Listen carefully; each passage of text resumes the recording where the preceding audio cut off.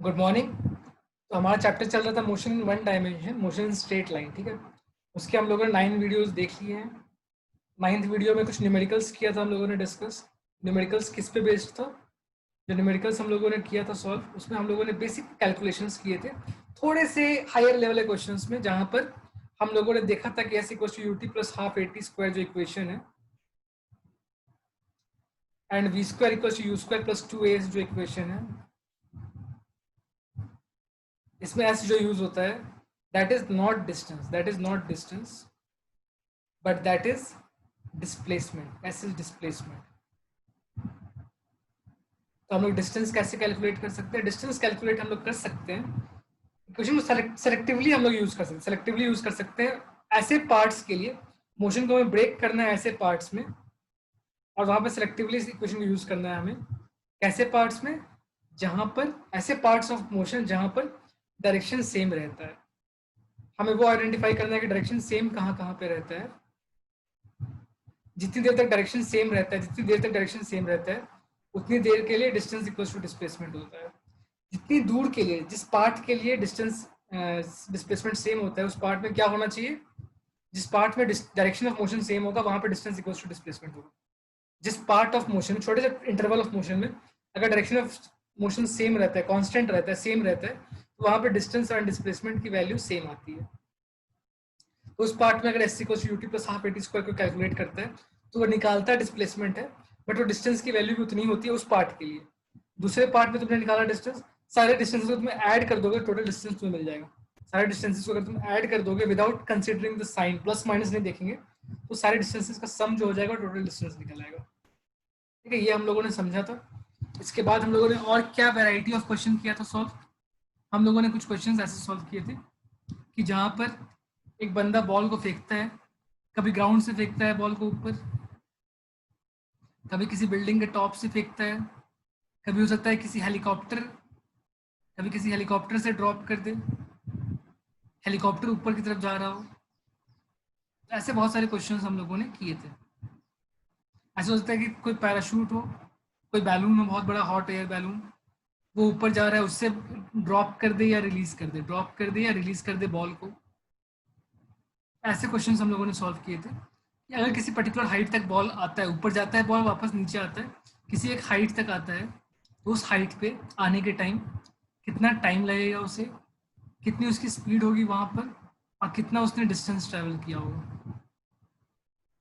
ये 3 interesting questions बनते हैं। ऐसे क्वेश्चंस को सॉल्व करने की प्रैक्टिस थोड़ा और करना तुम लोग चाहो तो सॉल्व कर सकते हो। कि ये एक बिल्डिंग है, एक टावर है जो 80 मीटर्स हाई है। हम लोगों ने ग्राउंड तक के क्वेश्चंस किए थे पिछले एक क्लास में। एक क्वेश्चन और आज ट्राई कर सकते हो कि अगर 20 मीटर पर सेकंड से थ्रो किया है बॉल को ऊपर, 20 मीटर पर सेकंड से थ्रो किया है बॉल को ऊपर, बॉल जब क्रॉस कर रहा है 40 मीटर, मतलब बिल्डिंग का जस्ट मिड पॉइंट, बिल्डिंग का मिड पॉइंट को क्रॉस कर रहा है बॉल, मतलब ग्राउंड से 40 मीटर हाई है, बिल्डिंग के मिड पॉइंट को क्रॉस कर रहा है, मतलब ग्राउंड से 40 मीटर हाई है। तब उस टाइम पे कितना टाइम लगा होगा बॉल को? जब बॉल को फेंका, वहां तक पहुंचने में बॉल को कितना टाइम लगा होगा, बॉल की वेलोसिटी की वैल्यू कितनी होगी, और बॉल ने कितना डिस्टेंस ट्रेवल किया होगा। ये 3 चीजें फाइंड करके बताना।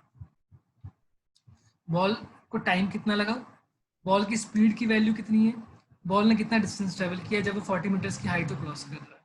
सेम क्वेश्चन किसी भी और तरीके से क्रिएट कर सकते हैं। कोई पैराशूट ऊपर जा रहा है, पैराशूट जब 80 मीटर की हाइट पे था, तब किसी पर्सन ने ड्रॉप किया एक बॉल को। क्या किया? ड्रॉप किया बॉल को। पैराशूट कितनी स्पीड से ऊपर जा रहा था? पैराशूट 20 मीटर पर सेकंड की स्पीड से ऊपर जा रहा था। तुम्हें बताना है कि ये बॉल कहाँ पर पहुंचेगा? ग्राउंड से 40 मीटर्स की हाइट पे जब पहुंचेगा बॉल, ग्राउंड से 40 मीटर की हाइट पे जब बॉल पहुंचेगा, उस टाइम पे, उस मौके पे, उस इंस्टेंट पे कितना टाइम टेकन होगा, बॉल को रिलीज करने के बाद कितना टाइम टेकन होगा वहां तक पहुंचने में, कितनी उसकी स्पीड होगी बॉल की, कितना उसने डिस्टेंस ट्रेवल किया होगा। ये क्वेश्चन ट्राई करना और मुझे व्हाट्सएप पे भेजना, मैं चेक कर दूंगा कि तुम्हें क्लियर है या नहीं। ये दोनों का आंसर बिल्कुल सेम आएगा। बिल्डिंग की हाइट से फेंकेंगे या फिर पैराशूट के ऊपर जाते हुए पैराशूट से रिलीज कर देंगे, दोनों से सेम आंसर आएगा। कंडीशन हम लोग चेंज कर सकते हैं, सिचुएशन चेंज कर सकते हैं, लैंग्वेज चेंज कर सकते हैं, बेसिक मैथमेटिक्स सेम रहेगी। बेसिक मैथमेटिक्स सेम रहेगी। तुम्हें इनिशियल कंडीशंस को पहचानना है, और तुम्हें इक्वेशंस को प्रॉपरली यूज करना है। ये बेसिक हम लोगों ने लास्ट क्लास में स्टडी कर लिया था। आज हम लोग थोड़ा आगे बढ़ते हैं। आज हम लोग आगे बढ़ते हुए दो चीजें कवर करेंगे। एक होता है displacement in nth second, displacement in nth second, ये थोड़ा एक बार कवर कर लेते हैं हम लोग। कुछ बुक्स में ये दिया होता है, कुछ बुक्स में नहीं दिया होता है, बहुत सारे बुक्स में नहीं दिया होता है, बट आओ स्टडी कर लेते हैं डिस्प्लेसमेंट इन nth सेकेंड का मतलब क्या होता है। तो दो अलग टाइप का लैंग्वेज होता है। फाइंड द डिस्प्लेसमेंट या फिर distance covered in n seconds, ये अलग होता है। n सेकेंड्स अलग होता है, nth सेकेंड अलग होता है। n सेकेंड्स अलग होता है, nth सेकेंड अलग होता है। जैसे कोई बोलता है कि displacement in 5 seconds, displacement in 5 seconds, ये कुछ अलग होता है। And displacement in 5th second, इसका मीनिंग डिफरेंट होता है। तुम क्या समझते हो डिस्प्लेसमेंट इन 5 सेकेंड्स का मतलब and displacement in 5th second का मतलब? इसमें तुम्हें क्या समझ आता है? ये बेसिक जो इंग्लिश यूज करते हैं, बेसिक इंग्लिश में 5 सेकेंड्स का मतलब क्या है, 5th सेकेंड का मतलब क्या है? 5 सेकेंड्स का मतलब है कि जब उसने मोशन स्टार्ट किया, जब तुमने ऑब्जर्व करना स्टार्ट किया, उस टाइम ऑब्जर्वेशन स्टार्ट किया हम लोगों ने, बेसिकली उसको t इक्वल टू 0 मान लेते हैं। जब ऑब्जर्वेशन स्टार्ट किया उसको t इक्वल टू 0 मान लेते हैं। इन 5 सेकेंड्स का मतलब है t इक्वल टू 0 से लेकर t इक्वल टू 5 सेकेंड्स। ये पूरे 5 सेकेंड्स हैं, 0 से लेकर 5 सेकेंड्स, तो मतलब 1 2 3 4, ये पूरा टाइम जब गुजरा 0 से लेकर 5 तक, तुमने स्टॉप वॉच स्टार्ट किया t इक्वल टू 0, एंड किया t इक्वल टू 5, ये जो 5 सेकेंड्स का इंटरवल है, इस इंटरवल में 0 से लेकर 5 सेकेंड्स के इंटरवल में कितना डिस्प्लेसमेंट हुआ है। 0 सेकेंड्स पे कहाँ था, 5 सेकेंड्स पे कहाँ है, चेंज इन पोजीशन कितना हुआ, तो that is displacement in 5 seconds.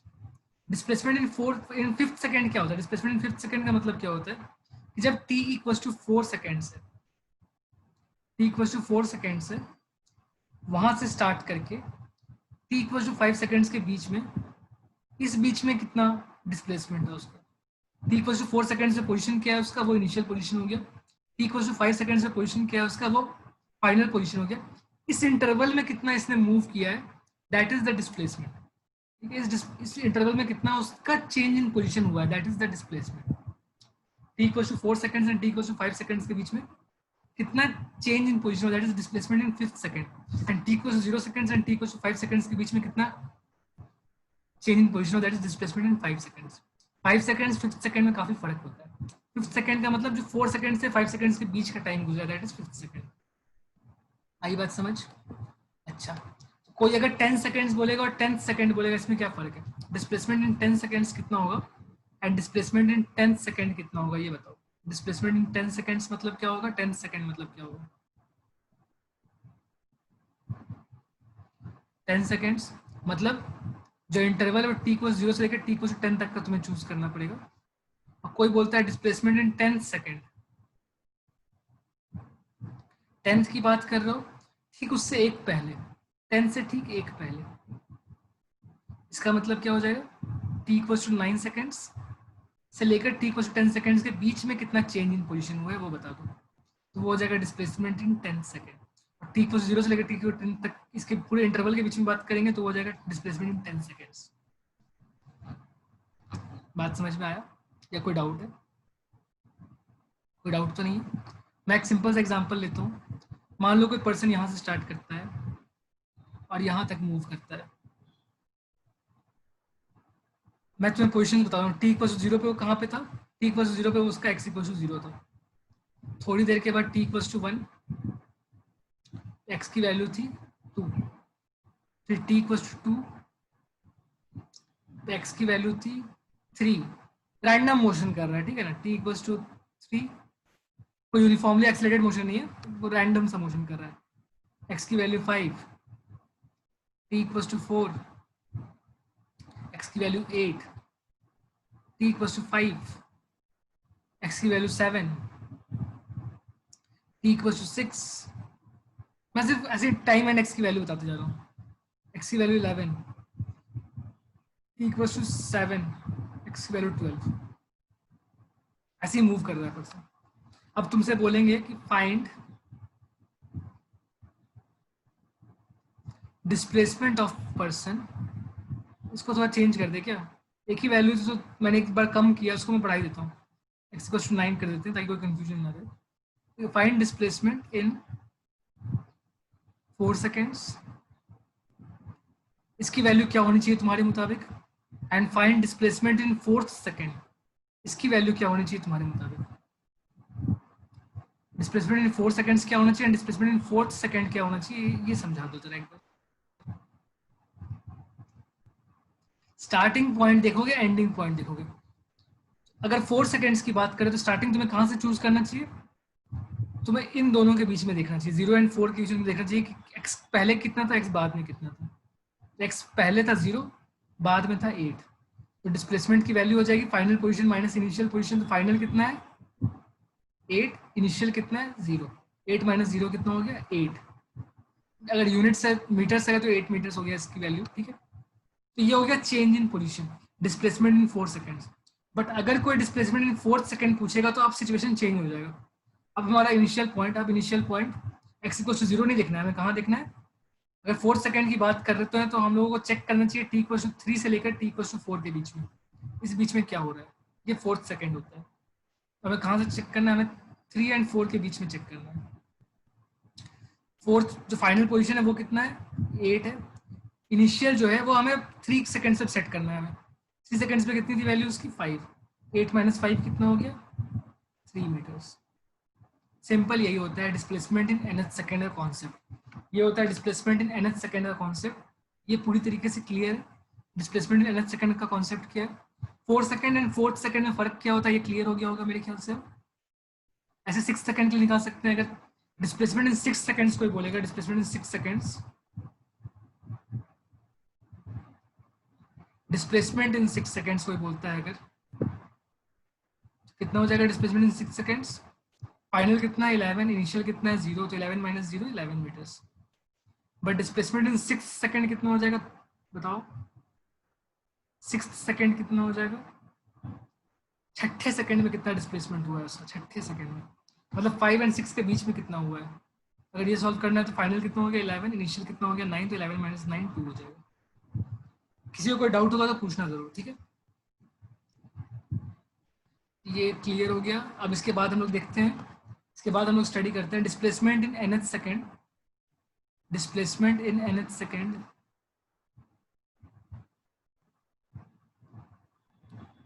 For uniformly accelerated motion, displacement in nth second for uniformly accelerated motion, uniformly accelerated motion.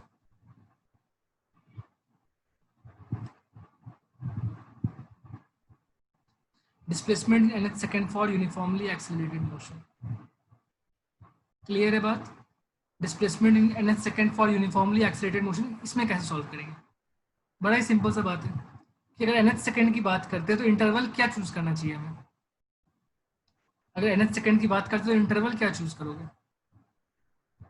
Example समझते हैं पहले, एग्जाम्पल क्या था हमारे पास, जब 4th सेकेंड की बात की तो कहाँ से कहाँ तक इंटरवल लिया हम लोगों ने, 4th सेकेंड के लिए इंटरवल था 3 to 4, मतलब हम लोगों ने स्टार्ट किया t इक्वल टू 3 पे, स्टार्ट किया t इक्वल टू 3 पे, एंड किया t इक्वल टू 4 पे, इसके बीच की बात की हम लोगों ने, t equal to 3 to t equal to 4, ठीक है।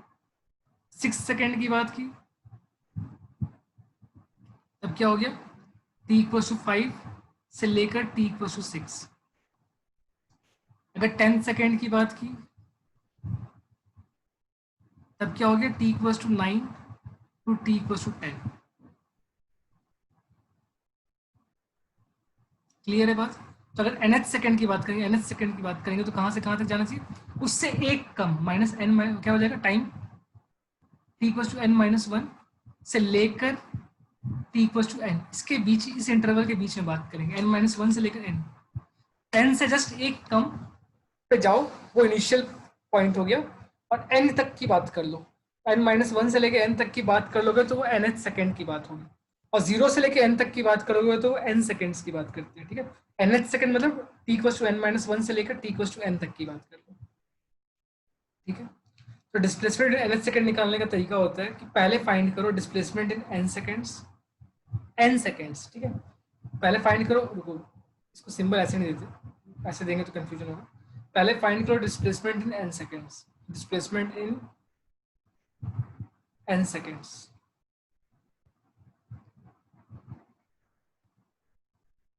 फिर फाइंड करो displacement in n minus one seconds और दोनों को माइनस कर दो। Displacement in n second, displacement in n minus one seconds, निकालो दोनों केसेस और फिर दोनों को सब्ट्रैक्ट कर दो। बहुत सिंपल सा फॉर्मूला है, you t plus half a t square. तो यू टाइम की जगह अब एन यूज करना है, बिकॉज एन सेकेंड्स की बात कर रहे हैं, एन सेकेंड्स की बात कर रहे हैं, मतलब जीरो से लेकर एन तक की बात कर रहे हैं, ठीक है। टाइम कितना गुजरा, एन सेकेंड्स गुजरे, तो u n plus half a n square, u t plus half a t square, t की जगह एन पुट कर रहे हैं, u n plus half a n square हो गया, ये एन सेकेंड्स का डिस्प्लेसमेंट हो गया, कितना हो गया, u n plus half a n square. बहुत ही सिंपल। सेकेंड में तुम्हें एन की टाइम की जगह एन माइनस वन पुट करना है, u n minus one plus half a t square होता है ना, ए, अब टी की जगह एन माइनस वन का स्क्वायर करना होगा, u t plus half a t square, time की जगह एन माइनस वन पुट किया, इसको लिखो क्या बन जाएगा, ये बन जाएगा u n minus u plus half a, इसको एक्सपैंड कर सकते हैं तो क्या हो जाएगा, n square minus two n plus one. Bracket open करेंगे तो क्या बन जाएगा, अगर इस ब्रैकेट को ओपन कर देंगे तो क्या बन जाएगा,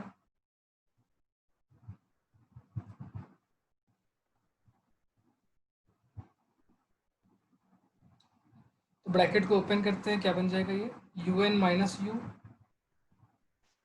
plus half a n square minus half a multiplied by two n रखते हैं, कैंसिल नहीं करते हैं टू को, ऐसे ही लिखते हैं, ठीक है। लास्ट टर्म क्या हो जाएगा, plus half A.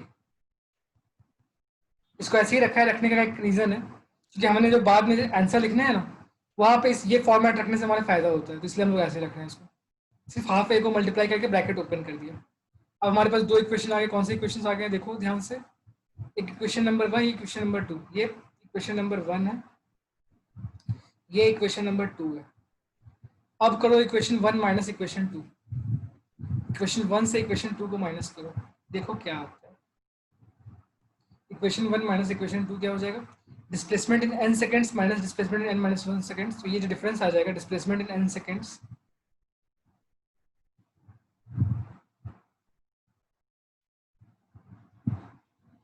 Minus displacement in an minus one seconds.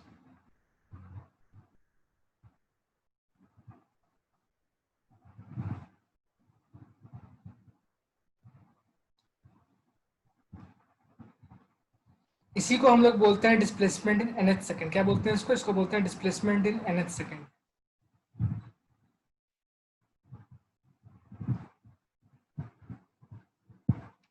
Displacement in n seconds minus displacement in n minus one second, जो डिफरेंस होता है, ये जो इंटरवल होता है, इसी को हम लोग बोलते हैं डिस्प्लेसमेंट इन nth सेकंड, ठीक है। जब माइनस करेंगे तो कुछ चीजें कैंसिल होंगी, यू एन कैंसिल हो जाएगा, half a n square cancel हो जाएगा, बिकॉज माइनस कर रहे हैं हम लोग, ठीक है। इसका साइन सारा चेंज हो चुका होगा, तो माइनस यू का प्लस यू बन गया होगा, minus half in a into two n का प्लस हो गया होगा, साइंस चेंज करना होता है। Equation one minus equation two किया ना, तो सेकंड वाले का सारा साइंस चेंज हो जाएगा, साइंस चेंज होकर ये माइनस बन जाएगा। अब क्या आएगा हमारे पास इसका आंसर, इसका आंसर आएगा हमारे पास u plus half a multiplied by two n minus half a. तो क्या दोनों टर्म में हाफ ए कॉमन है, इसको हम लोग कॉमन निकाल सकते हैं, तो क्या बन जाएगा u plus half a multiplied by two n minus one. ये है displacement in nth second, displacement in nth second का फॉर्मूला आ गया हमारे पास, u plus half a into two n minus one.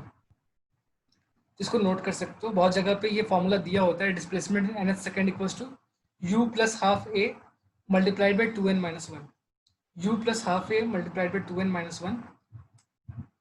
चाहे तो फॉर्मूला से निकाल सकते हो, अगर तुमको बेसिक पता है तुम ऐसे भी कैलकुलेट कर सकते हो कि n सेकंड्स निकाल लो, n माइनस वन सेकंड्स निकाल लो, माइनस कर दो, उससे भी तुम्हारा आंसर आ जाएगा।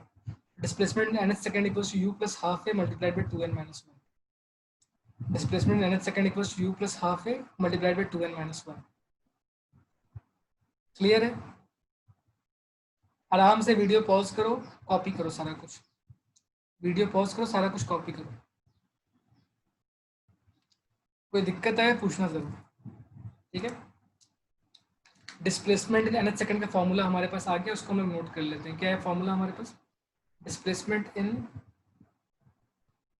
nth second equals to u plus half a multiplied by 2n minus 1। इसका एक बड़ा ही इंटरेस्टिंग एप्लीकेशन होता है जो तुम्हारे बुक में दे रखा है। एनसीईआरटी बुक का एक सॉल्व एग्जांपल है जो बड़ा इंटरेस्टिंग है। क्या है क्वेश्चन? क्वेश्चन में बोल रहे हैं कि एक बिल्डिंग है, ऐसा क्वेश्चन एससी वर्मा के अंदर भी एक है, ठीक है। एक बिल्डिंग का टॉप है, यहां से तुमने एक बॉल को ड्रॉप किया, बॉल को ड्रॉप किया। ड्रॉप करने का मतलब कि इनिशियल वेलोसिटी कितना हो गया इसका? 0, बिकॉज जिसने ड्रॉप किया वो रेस्ट पे था, जिसने ड्रॉप किया वो रेस्ट पे था, इसलिए initial velocity of the ball 0 हो जाएगा। अगर वो मूविंग रहता तो फिर इनिशियल वेलोसिटी ऑफ बॉल उसकी वेलोसिटी के इक्वल होता, वो रेस्ट पे है तो इनिशियल वेलोसिटी ऑफ बॉल 0 हो गया, ठीक है। अब क्या होगा? अब बोल रहे हैं कि find the ratio of, find the ratio of, ये एनसीईआरटी का क्वेश्चन है, find the ratio of, find the ratio of displacement in first second is to displacement in second second, displacement in second seconds, displacement in second second is to, ये पूरा ratio निकालना है, is to displacement in third second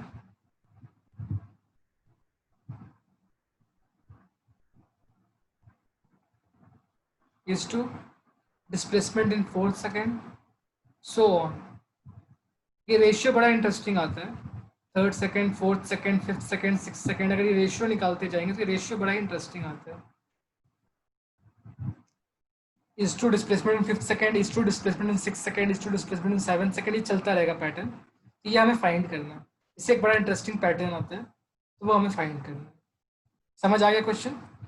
building का top है, building के top से एक person ने बॉल को ड्रॉप किया, बिल्डिंग बहुत हाई है, बुर्ज खलीफा पे चला गया वो, ठीक है। बुर्ज खलीफा पे जाके उसने एक बॉल को ड्रॉप किया, तुम्हें फाइंड करना है, find the ratio of displacement in first second is to displacement in second second is to displacement in third second is to displacement in fourth second is to displacement in fifth second is to displacement in sixth second is to displacement in seventh second। कहाँ से ball drop किया उसने? बुर्ज खलीफा, किसी और खलीफा में मत जाना। आओ करते हैं क्वेश्चन सॉल्व। तो जब बॉल को ड्रॉप किया तो डिस्प्लेसमेंट इन फर्स्ट सेकंड कितना हो जाएगा? इसके लिए हम लोग nth सेकंड वाला फॉर्मूला यूज कर सकते हैं, या फिर सिंपल कॉन्सेप्ट से भी कर सकते हो, दोनों करना अलाउड है। करेंगे तो क्या आ जाएगा? u plus half a multiplied by 2n minus 1।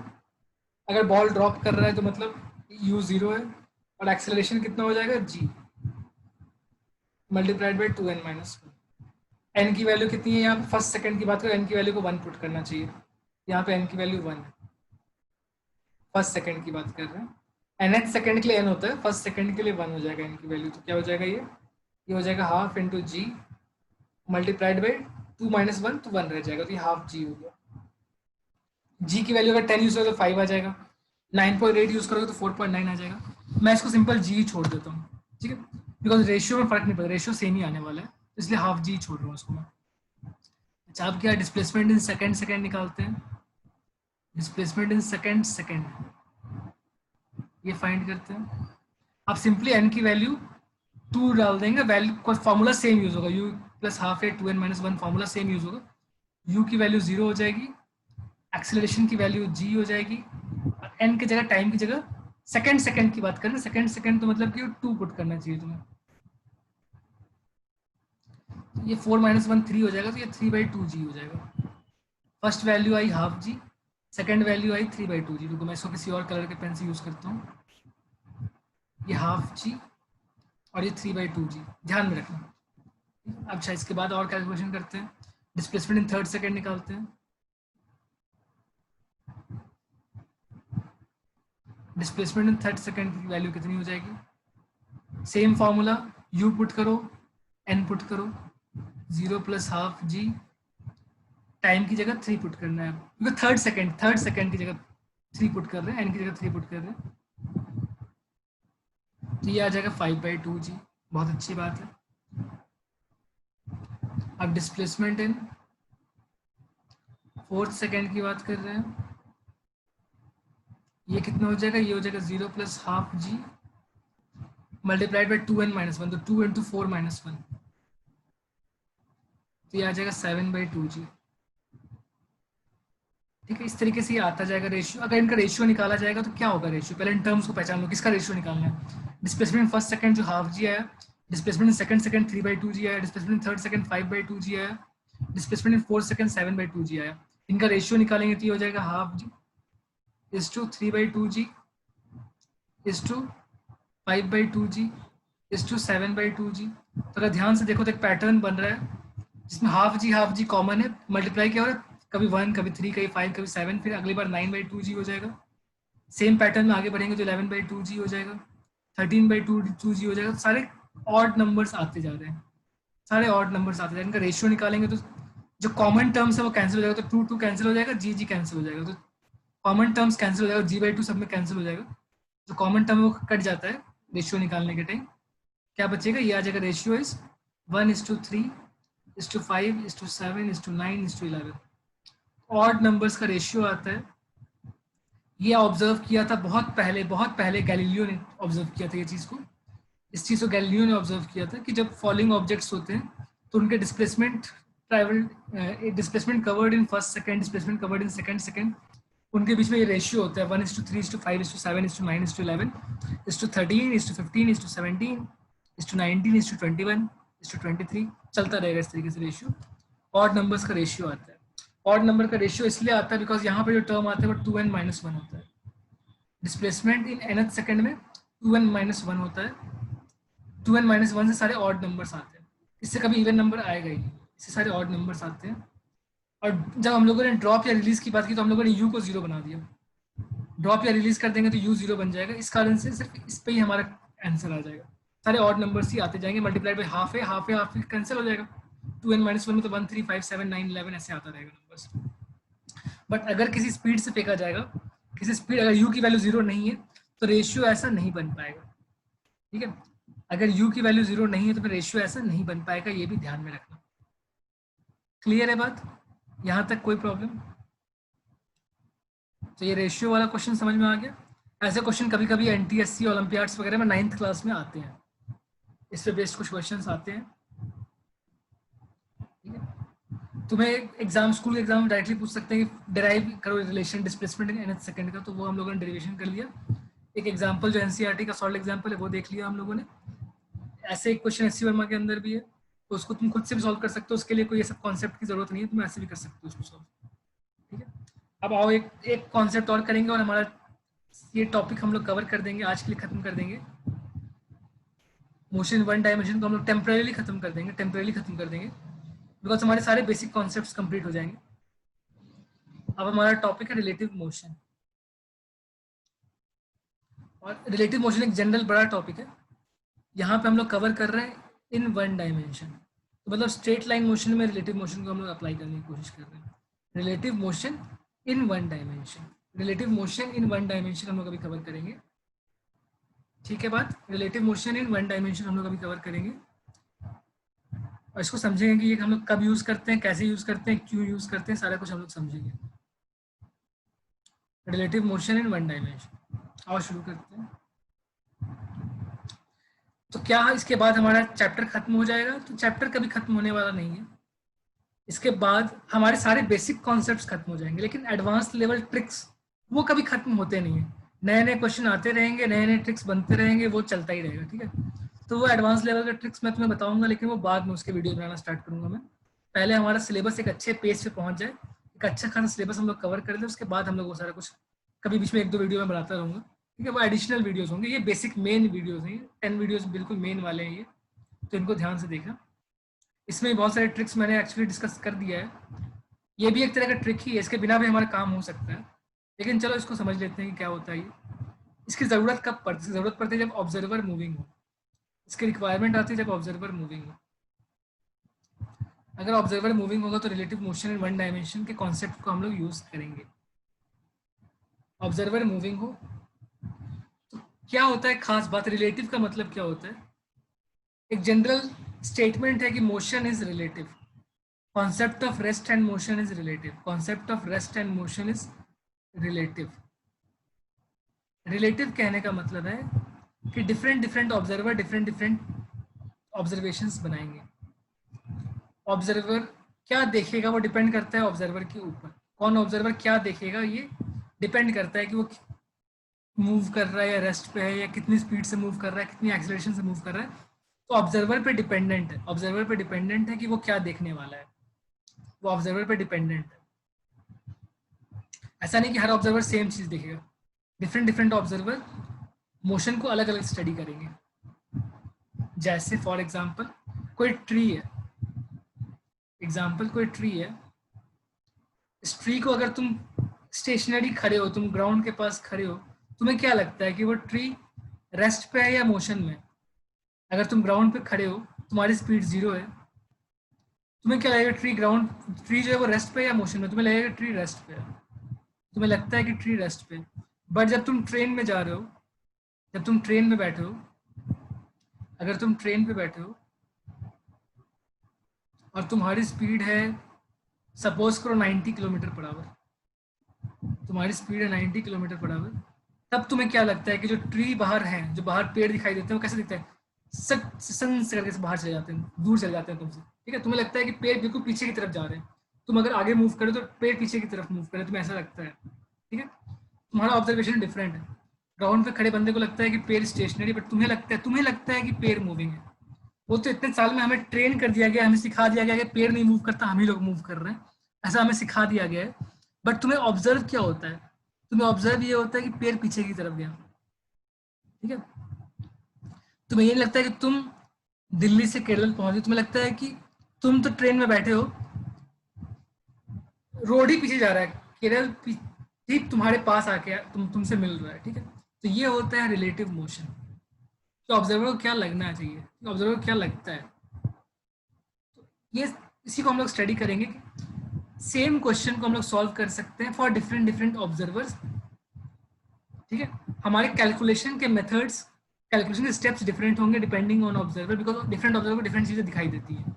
But हमारा जो टाइम टेकन वगैरह का जो वैल्यू आएगा वो सेम आने वाला है, बिकॉज यहाँ पे different different observers same time देखेंगे। जो ग्राउंड वाले ऑब्जर्वर को टाइम दिखाई देगा, वही मूविंग ऑब्जर्वर को भी टाइम दिखाई देगा। बात समझ में आई? इसको थोड़े क्वेश्चंस के थ्रू समझते हैं, क्वेश्चंस के थ्रू समझते हैं, ज़्यादा क्लियर होगा। तो एक क्वेश्चन, एक सिचुएशन, एक बहुत ही कॉमन सिचुएशन जो तुम बहुत सारे फिल्म्स में देखते हो। एक फिल्म चल रही है, एक फिल्म चल रही है, एक कार है। मेरी डायग्राम बहुत ही खराब है, पता नहीं किस टाइप की कार है, बट है, 2 चक्कों वाली कार है ये। चलो, एक कार आ रही है, ठीक है, यहाँ से एक कार आ रही है तो 4 चक्के तुम्हें 2 दिख रहे हैं इस एंगल से। ठीक है, अब ये कार आ रही है with speed of 60 kilometre per hour. कितनी स्पीड से आ रही है? 60 किलोमीटर पर आवर से आ रही है। सामने से एक ट्रक आया, इसके अंदर, इस कार के अंदर हीरो की फैमिली है। कौन है? हीरो की फैमिली आ रही है इधर से, और सामने से कौन आ रहा है? विलन। खुद विलन तो नहीं होगा, लेकिन उसका भेजा हुआ कोई चमचा होगा, विलन्स चमचा,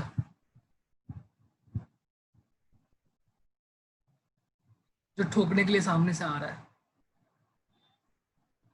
तो विलन चमचा जो है वो ट्रक में है, और हीरो की फैमिली जो है वो कार के अंदर आ रही है। जो विलन चमचा का जो ट्रक है उसका जो वेलोसिटी है वो है 90 किलोमीटर पर आवर। कितनी है? 90 किलोमीटर पर आवर। अच्छी बात है। अब तुम्हें पता है कि करेंटली जब टाइम इक्वल टू जीरो की स्टार्टिंग की बात करें, टाइम इक्वल टू जीरो की बात कर रहे हैं, तब इन दोनों के बीच में जो डिस्टेंस है वो 3 किलोमीटर है। जब तुम्हें ये सीन दिखाई दिया, जब तुम्हें ये सीन दिखाई दिया उस टाइम पे 3 kilometre distance, 3 kilometre distance 3 kilometre, ठीक है। ये 60 किलोमीटर पर आवर या 90 किलोमीटर पर आवर, तुम्हें बताना है कितनी देर के बाद वो टक्कर मारेंगे। Find the time taken for collision, कितने टाइम के बाद टक्कर मारेंगे, तुम्हें ये फाइंड करना, टाइम टेकन फॉर कोलिजन।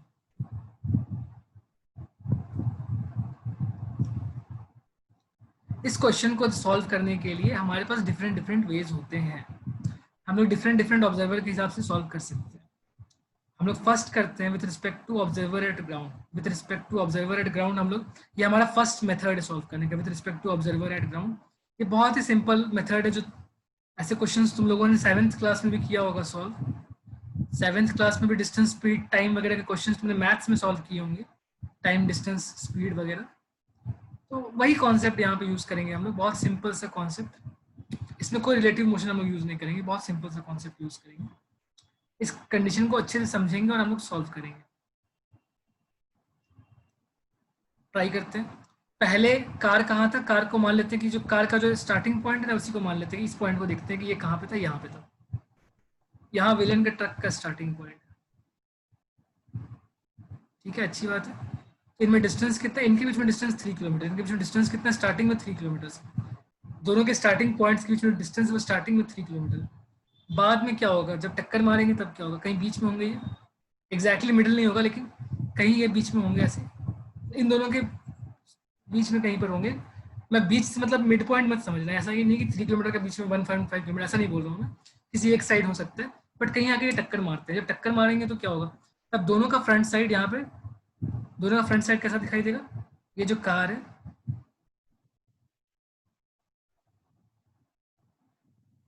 और ये जो ट्रक है, इनके बीच में कोई गैप नहीं रहेगा, इनके बीच में कोई सेपरेशन नहीं होगी, दोनों में बिल्कुल कांटेक्ट में होंगे। पहले सेपरेशन कितना था, इनिशियल सेपरेशन था 3 किलोमीटर, अब सेपरेशन 0 हो गया। पहले इनिशियल सेपरेशन 3 किलोमीटर था, अब सेपरेशन 0 हो गया। तो मैं ये पॉइंट मैं मार्क कर रहा हूँ जहाँ दोनों के, यहाँ पर दोनों के क्या हो रहे हैं, दोनों के जो स्टार्टिंग पॉइंट से टक्कर मार रहे हैं, दोनों के इंजन टक्कर मार रहे हैं, ठीक है।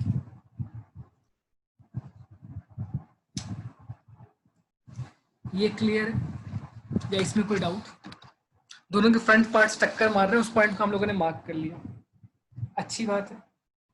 अब सॉल्व करना स्टार्ट करते हैं। सॉल्व करना कैसे स्टार्ट करेंगे, according to ground observer, according to ground observer हम लोग इसको सॉल्व कर रहे हैं।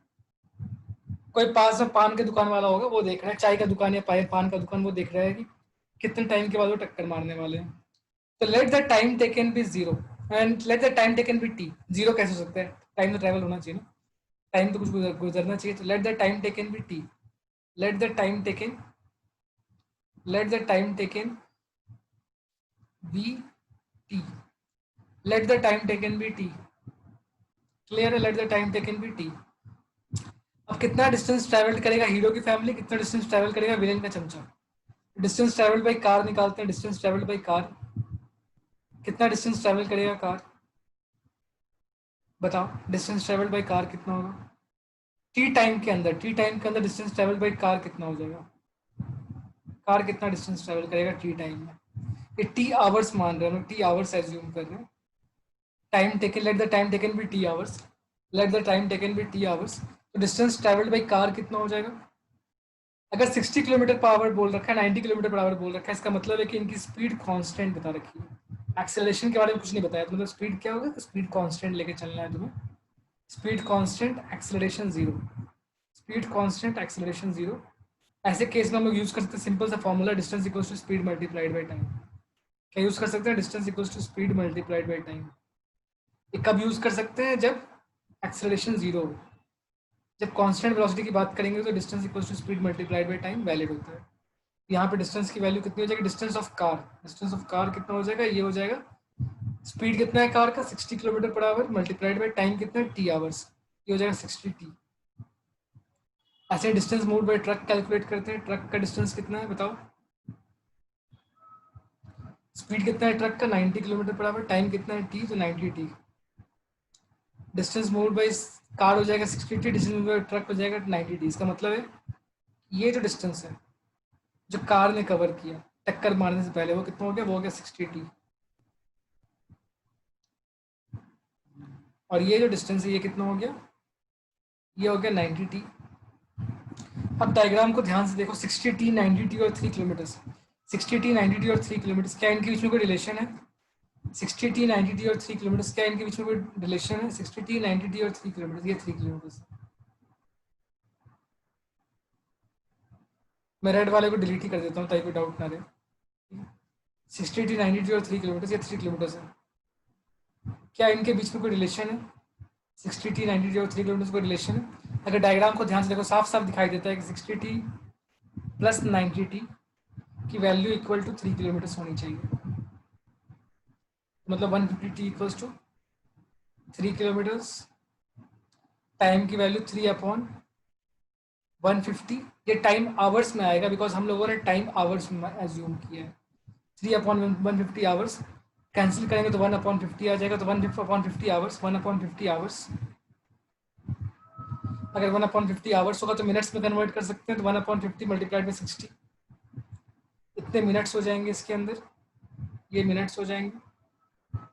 ये कैंसिल आउट होगा तो ये बन जाएगा 1.2 मिनट्स।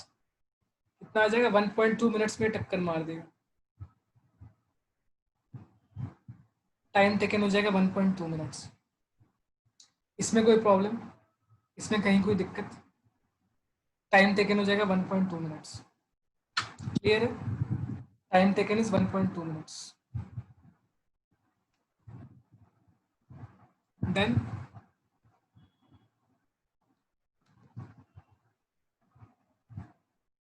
ऐसे क्वेश्चंस कर सकते हो, कितनी देर के बाद टक्कर मारेगा, ऐसे क्वेश्चन सॉल्व कर सकते हो तुम लोग। जो सेकेंड मेथड है कि विद रिस्पेक्ट टू ग्राउंड, तो हमने सॉल्व कर लिया। सेकेंड मेथड में क्या कर सकते हैं हम लोग? With respect to one of the car या फिर ट्रक में से किसी एक के रिस्पेक्ट में हम लोग कर सकते हैं। With respect to car, with respect to car जब सॉल्व करेंगे, अब ये ऑब्जर्वर हो गया मूविंग ऑब्जर्वर, ये ऑब्जर्वर मूविंग हो गया बिकॉज कार जो है वो मूविंग है, कार जो है वो मूविंग है, इस कारण से ये मूविंग ऑब्जर्वर का क्वेश्चन बन गया। जब with respect to car solve करने को बोला जाए तो मूविंग ऑब्जर्वर हो गया। यहाँ पे रिलेटिव मोशन यूज करना जरूरी है।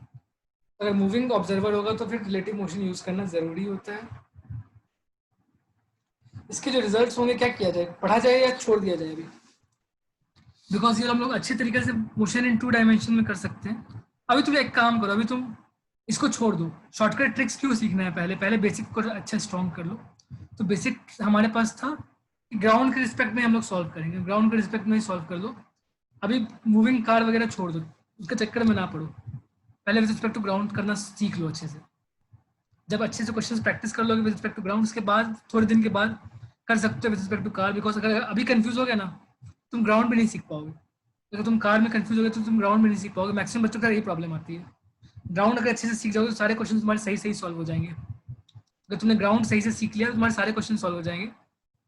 ठीक, कार भी सीखेंगे लेकिन बाद में सीखते हैं।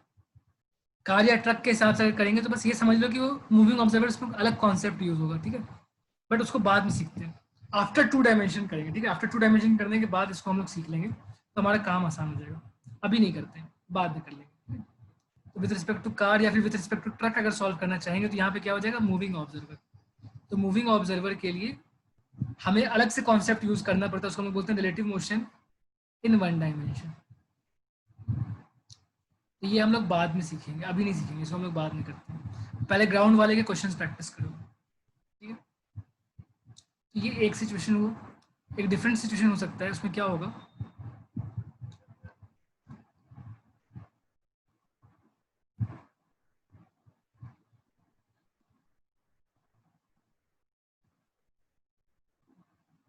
कार अच्छी बन जा रही है यार, चलो ठीक है।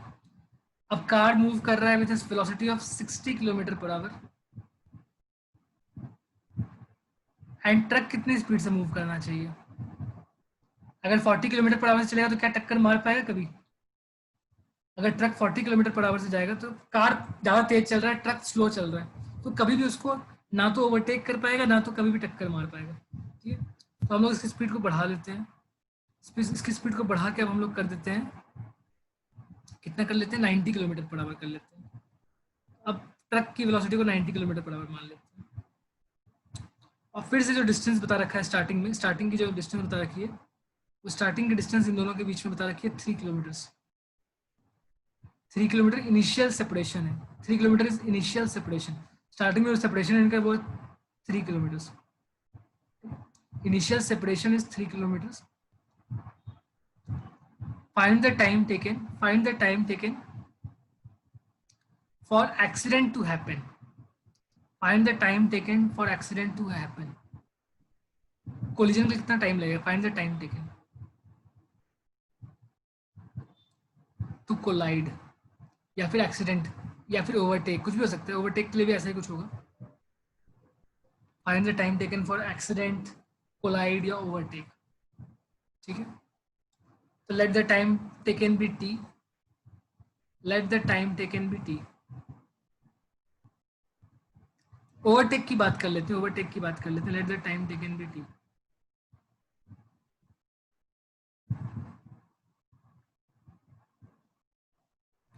Let the time taken be t. Distance move by car कितना होगा, डिस्टेंस मूव बाय ट्रक कितना होगा?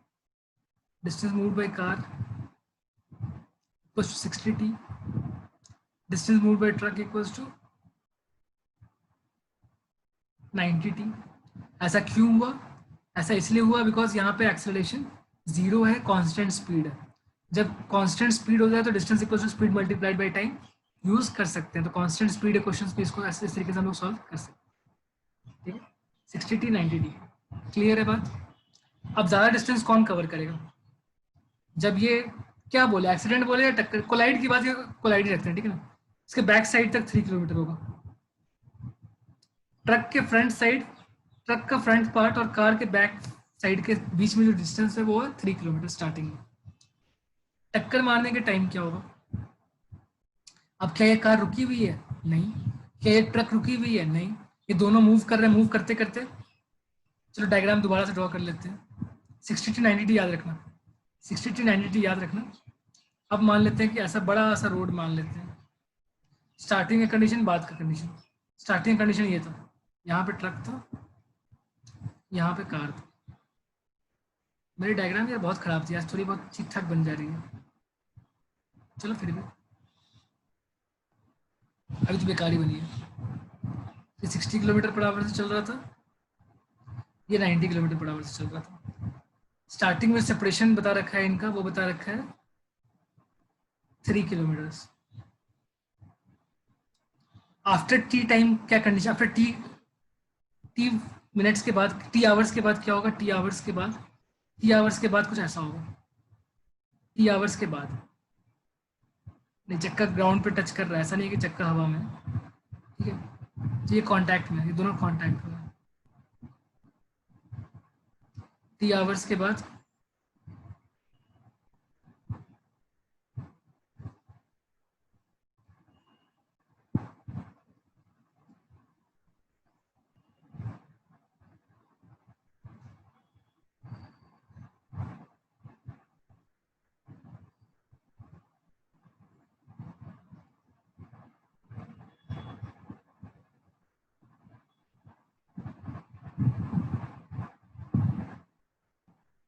ये ठोकर मार दिया और ये जो कार का बैक साइड था वो चपटा हो गया।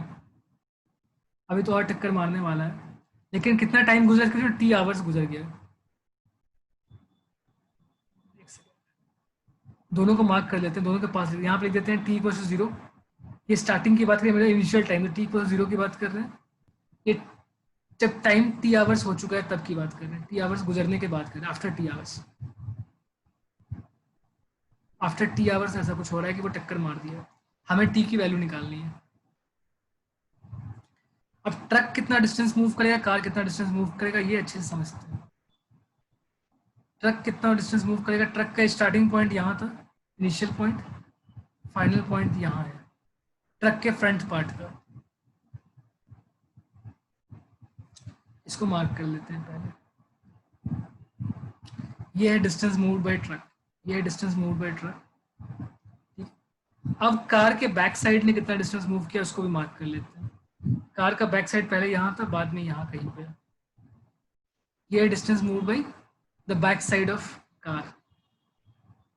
बिल्कुल एग्जैक्ट रखते हैं हम लोग, ठीक है ना, हम लोग कोई कंफ्यूजन नहीं रखेंगे, बिल्कुल एग्जैक्ट रखेंगे। ये हो गया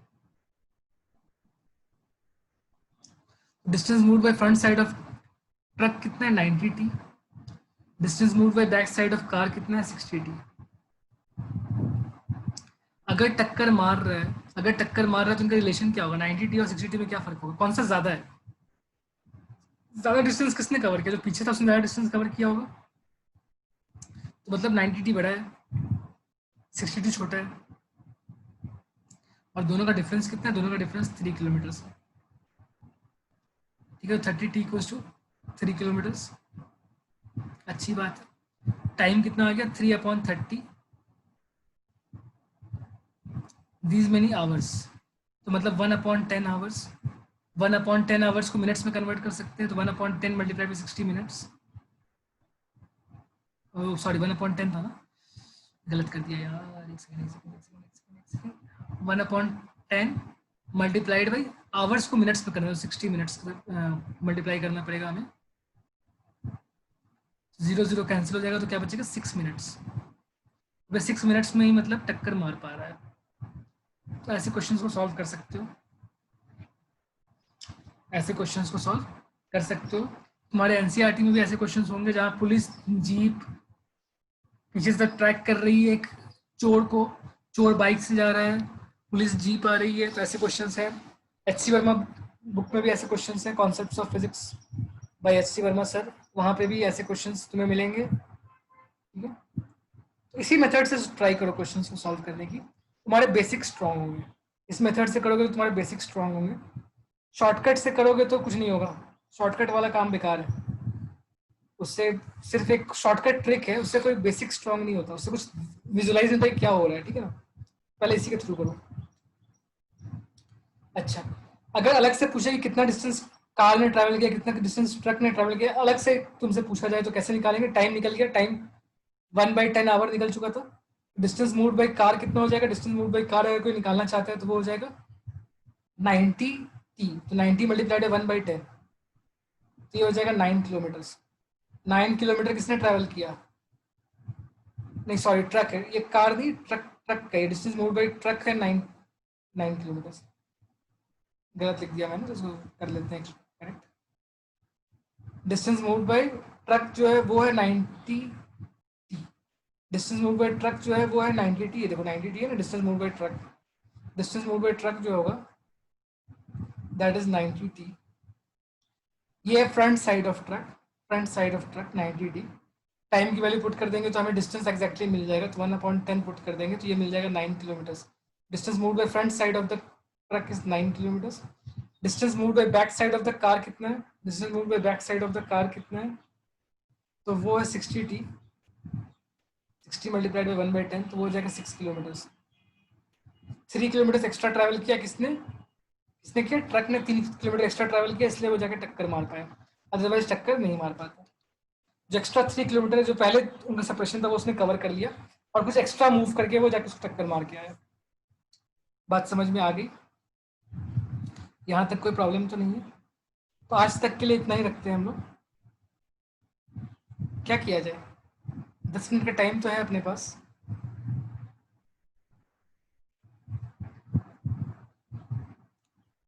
क्या किया जाए, बिकॉज तुम्हारे एनसीईआरटी बुक के अंदर रिलेटिव मोशन के कुछ क्वेश्चंस हैं जो तुम्हें रिलेटिव वेलोसिटी के कॉन्सेप्ट से सॉल्व करना है।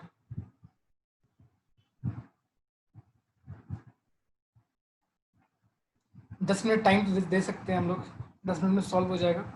मुझे बस ये डर है कि तुम कंफ्यूज ना हो। चलो कोई बात नहीं, तुम्हारा कॉन्सेप्ट ज़्यादा इंपॉर्टेंट है, मार्क्स ज़्यादा इंपॉर्टेंट थोड़ी होता है, तुम्हारा कॉन्सेप्ट ज़्यादा इंपॉर्टेंट, तुम्हारे कॉन्सेप्ट को खराब नहीं करते हैं। अभी ग्राउंड के हिसाब से समझो, ग्राउंड के हिसाब से क्वेश्चन थोड़ी प्रैक्टिस करो। जब ग्राउंड वाले क्वेश्चन हो जाएंगे प्रैक्टिस, उसके बाद अगली क्लास में हम लोग, नहीं अगली क्लास में तो खैर हम लोग वेक्टर्स कर लेंगे, मोशन इन 2 डायमेंशन कर लेंगे। मोशन इन 2 डायमेंशन करने के बाद अगली क्लास नहीं होगा, वेक्टर्स में टाइम लगेगा, 2-3 लेक्चर लगेंगे वेक्टर्स के अंदर, 4 से 5 लेक्चर मान लो वेक्टर्स के अंदर, और ऐसे ही 4 से 5 लेक्चर्स मोशन इन 2 डायमेंशन के अंदर। उसके एंडिंग में हम लोग रिलेटिव मोशन इन 2 डायमेंशन करने वाले हैं। उसको करने से ठीक पहले हम लोग रिलेटिव मोशन इन 1 डायमेंशन को रिलेटिव मोशन के कॉन्सेप्ट से सॉल्व करेंगे। उस टाइम तक वेट कर लो, है ना। अभी तब तक ग्राउंड वाला जो सिंपल है उसके हिसाब से ही प्रैक्टिस कर लो, तो तुम्हारा कॉन्सेप्ट बिल्ड हो जाएगा। अच्छा आओ अब देखते हैं हम लोग कुछ क्वेश्चंस कर लो ताकि तुम्हारा प्रैक्टिस हो जाए। सेम, बस बिल्कुल सेम कहानी है, दो बस दो ट्रक ऐसे बस हम लोग अलग अलग केस लेते जाएंगे, तो ही प्रैक्टिस कर लेंगे। ये आ रहा है 30 मीटर पर सेकेंड से, ये आ रहा है 15 मीटर पर सेकेंड से, डिस्टेंस दोनों के बीच में है 90 मीटर्स। Find the time taken, find time taken for collision and also find distance travelled by each. इसको ए मान लेते हैं, इसको बी मान लेते हैं। एक ट्रक को ए बोल दिया, एक ट्रक को बी बोल दिया, तो डिस्टेंस मूव बाई ए कितना है, डिस्टेंस मूव बाई बी कितना है, ये फाइंड करके बताना। एक सेकेंड क्वेश्चन है, सेकेंड क्वेश्चन में क्या है, सिचुएशन कुछ ऐसा है, ये इधर को मूव कर रहा है, ये इधर को मूव कर रहा है, ये ए है, ये बी है, इसकी स्पीड है 30 मीटर पर सेकेंड, इसकी स्पीड है 15 मीटर पर सेकेंड। तुम्हें बताना है find the time taken for collision, find time taken. इसको अपना दिमाग मत लगाना, अपना दिमाग मत लगाना कि तुमने पहले ही मान लिया कि वो तो नहीं टक्कर मारेगा, ऐसा मत करना। सॉल्यूशन के स्टेप से देखोगे कि सॉल्यूशन का स्टेप तुम्हें क्या दिखाता है, सॉल्यूशन का स्टेप से देखोगे क्या आंसर आता है तुम्हारे पास। कुछ ऐसा आंसर आना चाहिए जो दिखाएगा कि वो नहीं हो सकता है, ठीक है। टाइम को फाइंड करो, डिस्टेंस ऑफ ए निकालो और डिस्टेंस ऑफ बी निकालो, देखो क्या वैल्यू आता है हमारे मेथड के हिसाब से। ये दो क्वेश्चन सॉल्व करो, ठीक है। एक थर्ड क्वेश्चन और सॉल्व करना है हमें, ये नोट कर लो, वीडियो पॉज करके नोट कर लो, मैं आगे बढ़ता हूँ। थर्ड क्वेश्चन है,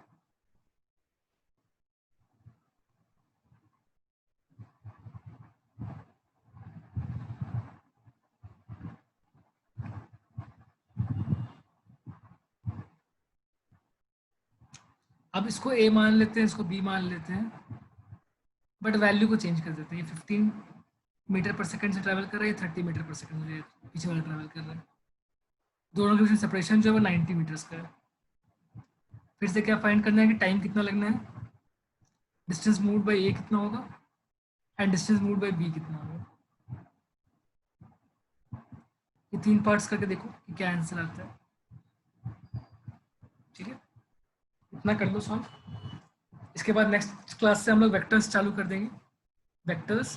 उसके बाद motion in 2 dimension, motion in 2 dimension के एंडिंग में relative motion in 1 dimension, relative motion in 2 dimension दोनों करेंगे। क्लियर, यहीं पेंड करते हैं आज के लेक्चर को। Thank you.